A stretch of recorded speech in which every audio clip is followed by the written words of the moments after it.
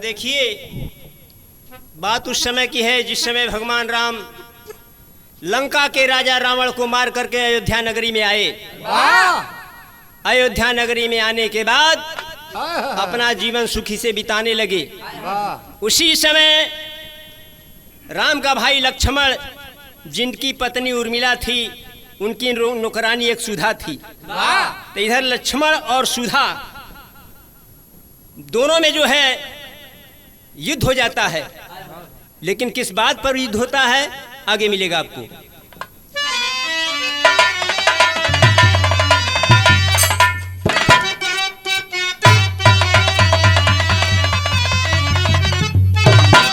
ऐ पपीहा तेरी प्रीत पूरी हुई, ऐ पपीहा तेरी प्रीत पूरी हुई, मुस्करा ले निकल कर बिरह जाल से, जीत लंका को श्री राम आए अवधु, उर्मिला उर्मिलाई लखन लाल से, थी सुधा सेविका उर्मिला की सुघर, नित्य सुंदर सा सेज सजाती रही, लख लखन उर्मिला का मिलन सेज पे, मन सुधा भी तरस प्रेम खाती रही।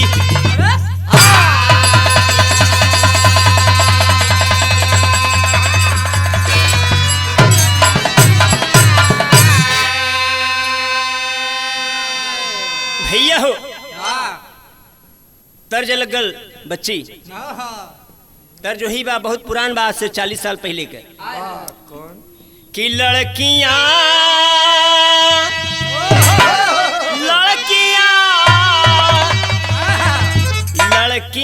जब से साइकिल चलाने लगी, तब से लड़कों का रफ्तार कम हो गया।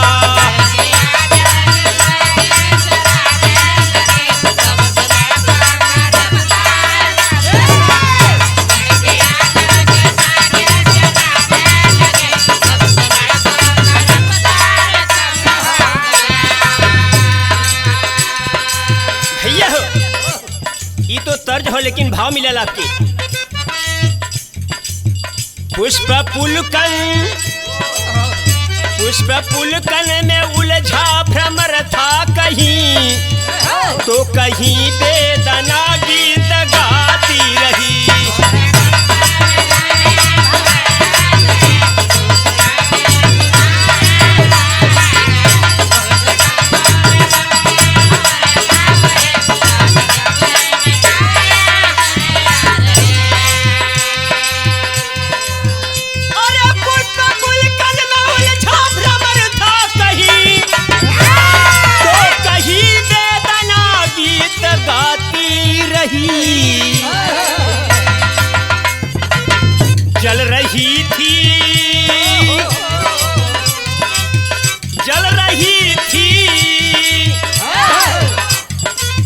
जल रही थी दिवाली कहीं से जकी, तो कहीं फटती बिरहा से छाती रही।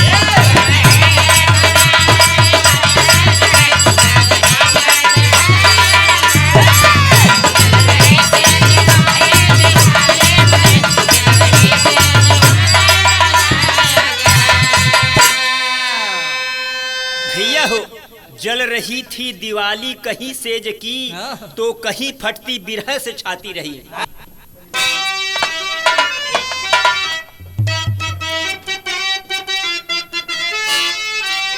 लक्ष्मण लंका में जबकि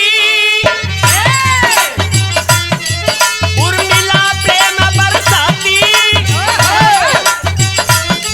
कर प्रेम मिलन का अनुभव, सुधा ही तरसाती, तरुणाई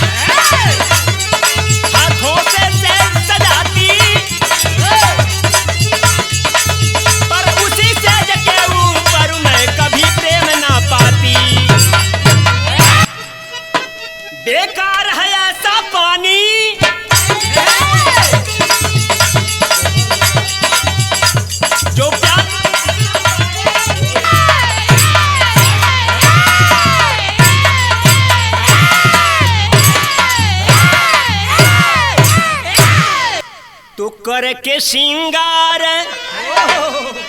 बात के समझ ला। लक्ष्मण की स्त्री उर्मिला, उनकर नौकरानी सुधा प्रतिदिन लक्ष्मण का सेज लगाती रही, लेकिन ओकरे मन में ही बनल रहल कितना सुंदर हम सेज लगाईला, पर कभी ये सेज पर सुत नहीं पौली। तो एक दिन नखड़ा करके कैलेश का नौकरनिया दिखा, और फिर आगे बात का बढ़त हो। अरे इधर सास सुमित्रा का सेवा करते उर्मिला,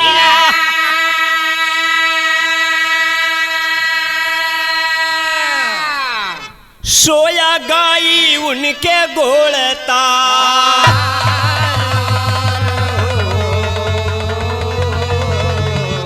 अरे इधर सेना कच्छ बीच लक्ष्मण जी पहुँचे,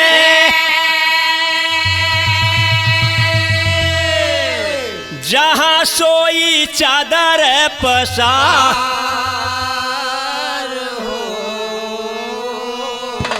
भैया हो बात के समझ ला। लक्ष्मण फुलवारी घूमे बदे चल दिलन, उनकर स्त्री उर्मिला अपने सास का चरण दबावत गुड़तरिया उनके सुत गईलिन। त नौकरनिया सेज त लगा चुकल रहल, त सोचले कि आज त सेज खाली बा, आज हम जरूर पर सुत के आनंद ले। इतना सोचले से लेकिन एक तर्ज मिल गल। तर्ज, अरे नाच मेरी बुलबुल, नाच मेरी बुलबुल तो पैसा मिलेगा, कहाँ कदरदान तुझे ऐसा मिलेगा।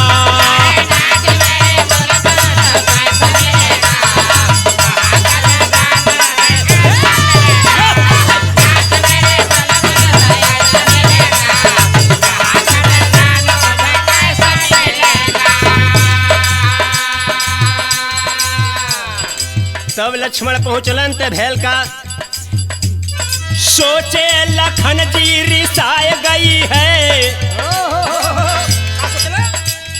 सोचे लखन जी रिसाए गई है, आज मेरी दुल्हनिया को हाय गई है।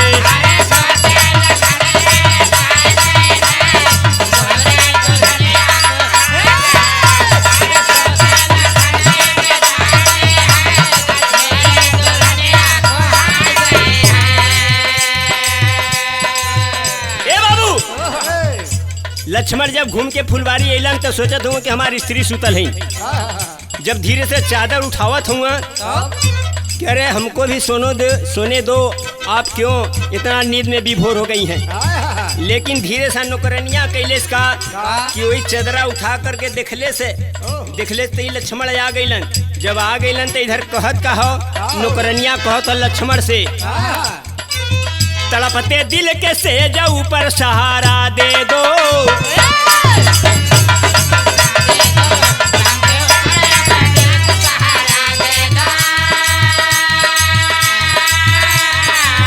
बिरह की धार में कश्ती है किनारा दे दो।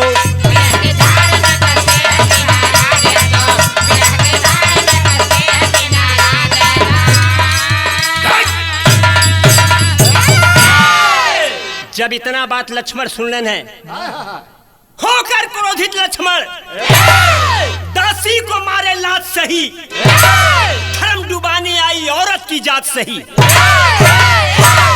अरे दासी पर आई है, दासी पर आई है, मन में रिसाई है, बदला चुकाऊंगी दिल में बैठाई है। ये बाबू तो भैल कगरे बात। अरे सोए लखन नींद आए गई है, सोए लखन नींद आ गई है, आज मेरी दुल्हनिया को हाय गई है।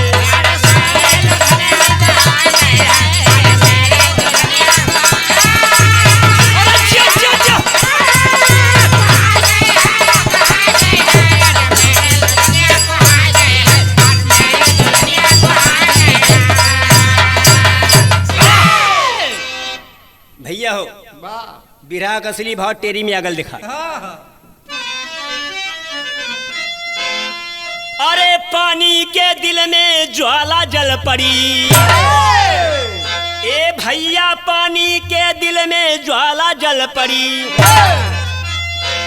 भोली सुधा बन गई आज जहर का प्याला, पानी के दिल में ज्वाला जल पड़ी।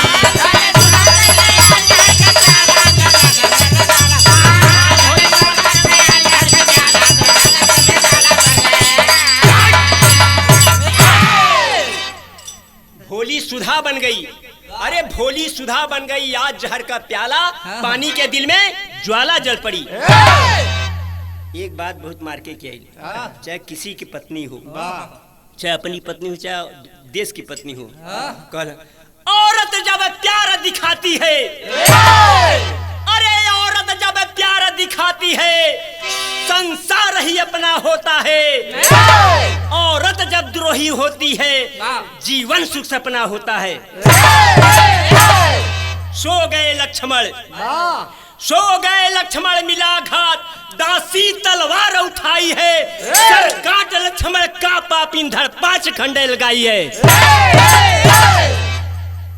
लक्ष्मण एक लात मल्ले रहलन, जब ओके तो गुस्सा बरले रहल, तो लक्ष्मण की जब नींद आ गल, ए बाबू जब नींद आ गल तो उठा के तलवार उनके 5 बोटी काट दिलेस। वाह वाह, कब बोटी कटलेस? 5 बोटी काट करके एक चादर में गठिया ले लेस। अब देखा ओकरे बाद कोई के पता नहीं हो बात, तो जब पता नहीं होता इधर होत का हो का बच्ची तर्ज बदल गए, तर्ज वही बात। अरे नीबी का पत्ती बकैनी का डार, नीबी का पत्ती बकैनी का डार, अरे रेशम के चोली में दुद्दू अनार, रतिया रजवा रूठी के हमसे खोजन गए पतूरिया, रतिया रजवा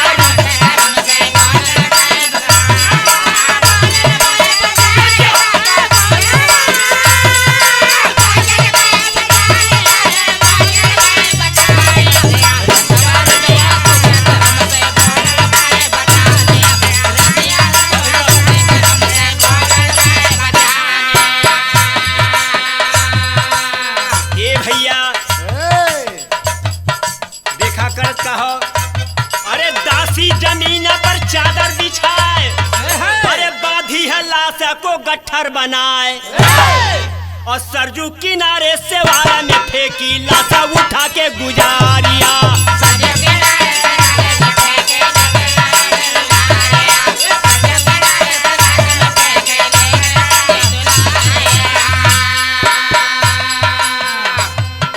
इधर भोर स्नान करन को गए अंगीरा पुजारिया, अरे पैर से लाश लगल लक्ष्मण के, अरे तुरंत भैला छोकारिया, अरे मोह जवानी दीवानी नियरवा कजरारी रे नजारिया।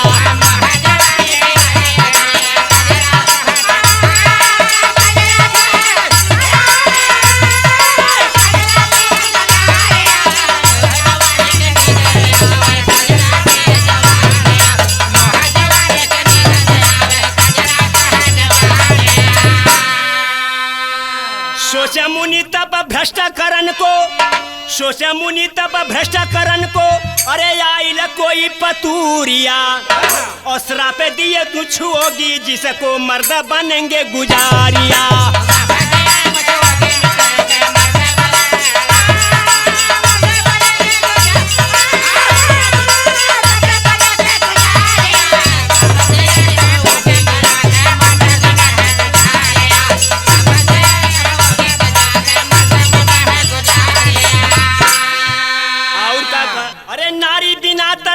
हमेशा गोरी तोरी उमारिया, श्राप दियो तू छुओगी जिसको मर्द बनेंगे गुजार।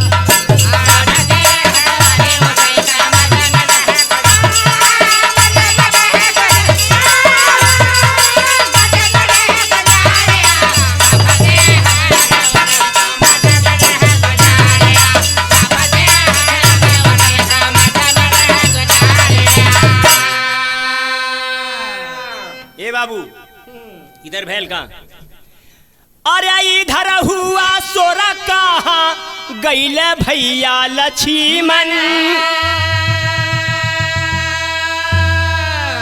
और ढूढ़न चाले वीर हनुमान। अब सरजू किनारे देखे सुघर छोकरिया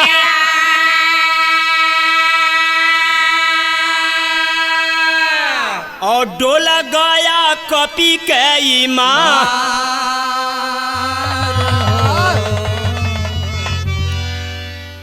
डोल गया कपी का ईमान। देखिए जहां न पहुंचे रवि वहां पहुंचे कभी।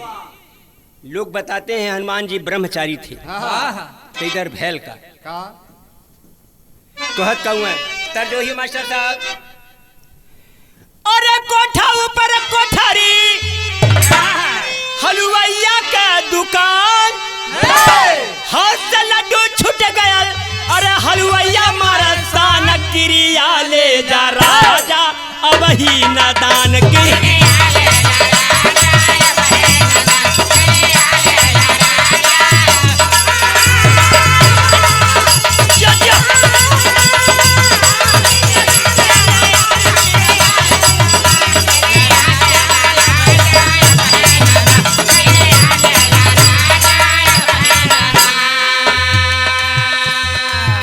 बाबू तो हनुमान जी का करत हन। अरे बोले कपिराई तब नजरिया मिलाई के। अरे हे गोरी भागा न जुआ चोराई के।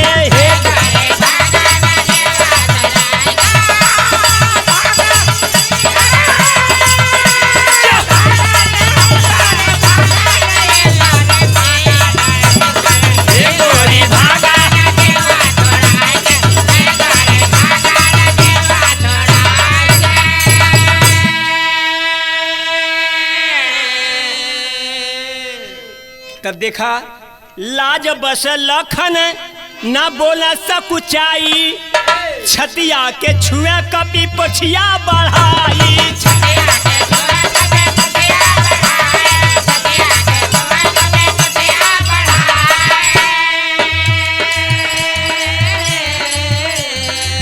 अरे बन गए गुजरिया।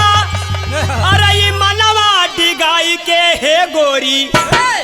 हे गोरी भागा न जुआ चोराई के।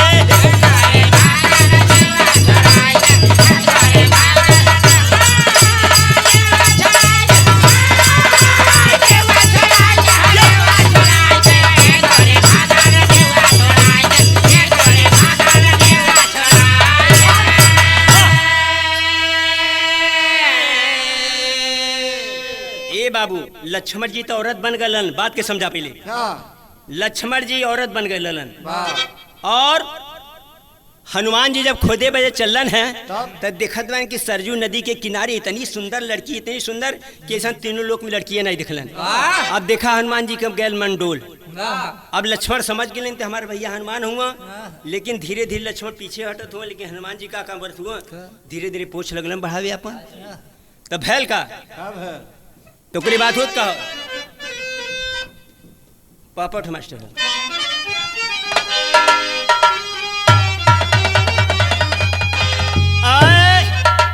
अरे छुआ दोनों गोरी तब चारा लिया नारद बाबा हो। छुआ दोनों गोरी तब चारा लिया नारद बाबा हो। अरे पारा करा गाढ़े से जिंदा गनिया नारद बाबा हो।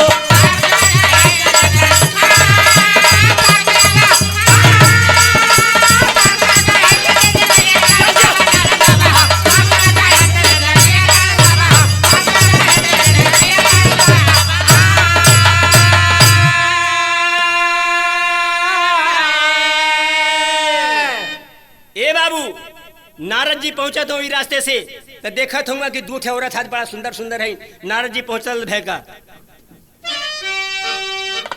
हाँ उसी समय नारद जी पहुंचे। छुए दोनों गोरी तक चरनिया नारद बाबा हो। पार करा गाढ़े से जिंद नारद बाबा हो। अरे लक्ष्मण के छूते ही नारद और सुंदर बने लुगाई हो। और सभी बदल गए। मन में शोक बढ़ाई हो, सोचा कैसे बन गई मोहनिया नारद बाबा हो। मालूम जादू कैले सही ठगिया नारद बाबा हो।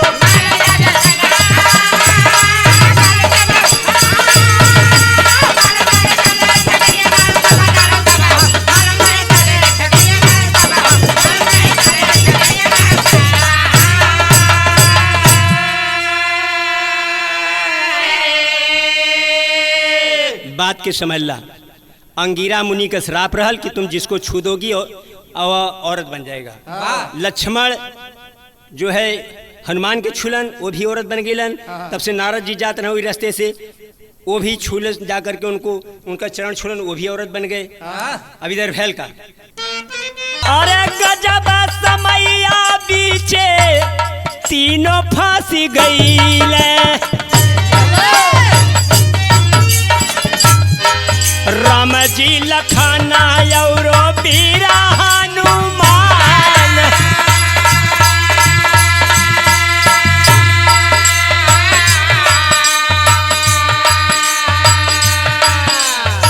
एहवर अयोध्या में भी कलसा तिउर मिला हो।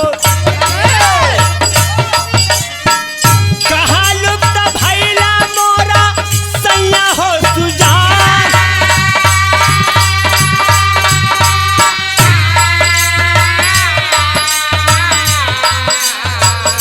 भई जब देरी ते राम घबरैले बाबू। भरत शत्रुघ्न खोजन चले गुलवा।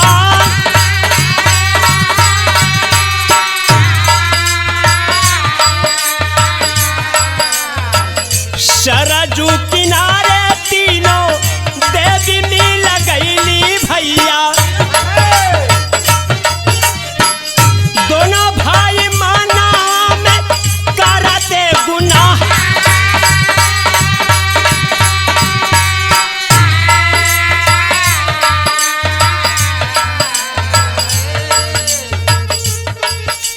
चली तनी पूछ ले ही उना से बयान।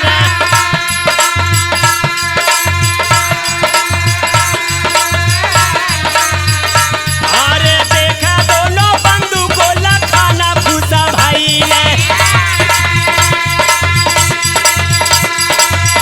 अरे तोड़ा पारे करे बादे छातिया मिला।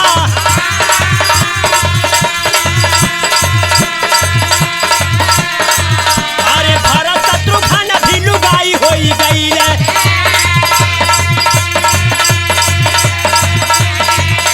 सोहेला जवानिया करे जवा कटाल।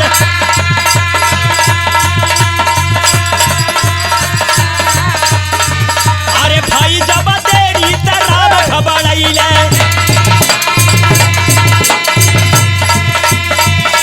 खोजन चले हथवा में लेके धनुष बाण।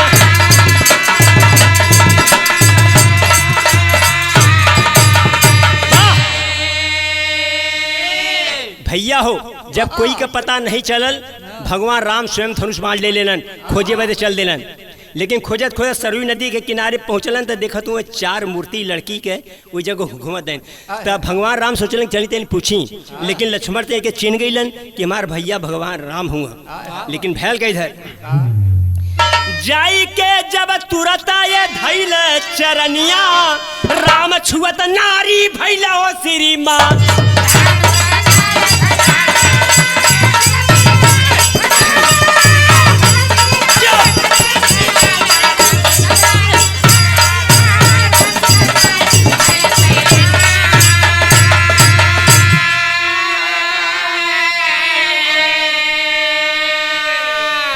ए बाबू बात के समझ ला, पूरा अयोध्या नगरी खाली, सब औरत बन गए। राम लक्ष्मण भरत शत्रुघ्न हनुमान नारद सब वही सरयू नदी के किनारे अपन चक्कर लगन लगावे। वहां तो अंगिरा मुनि का श्राप रल की जिसको तुम छुओगी आदमी औरत बन जाएगा। लेकिन भैल का अंतिम लाइन खड़ी। हाँ बच्ची,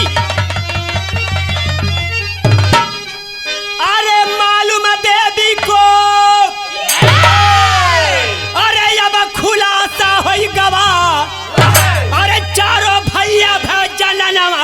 तमाशा होई गवा।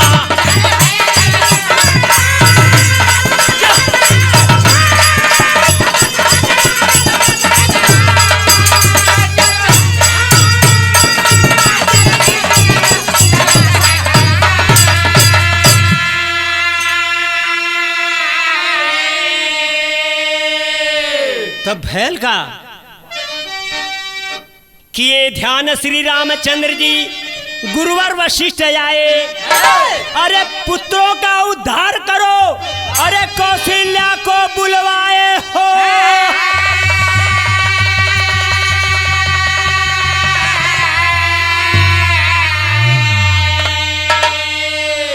अरे माता के भारी वजन तमाशा हुई गवा।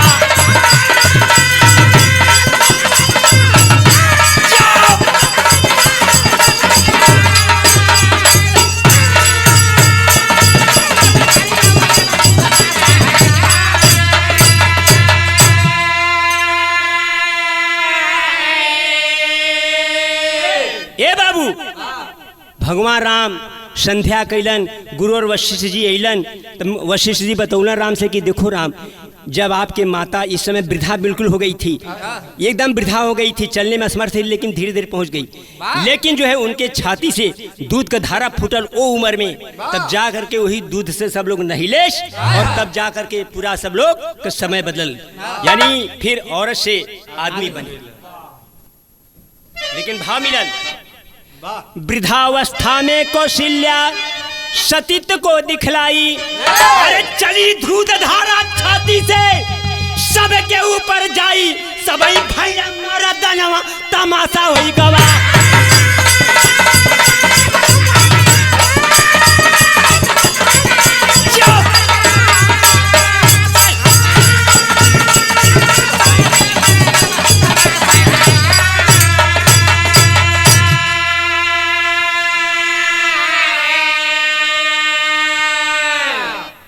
बजरंगी नारद खुश भइले, खुश भे चारों भाई, गए सभी जन अपने धाम, अरे उर्मिला सुमंगल बाई हो।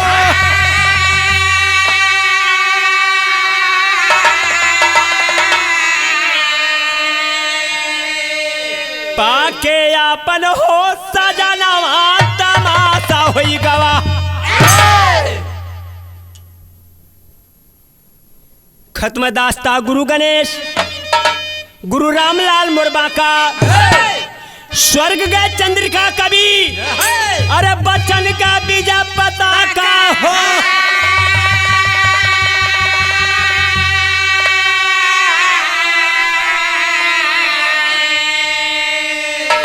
अरे पानी के दिल में ज्वाला जल पड़ी, यादव श्री चंद जी फेरे प्रेम का माला, पानी के दिल में ज्वाला जल पड़ी।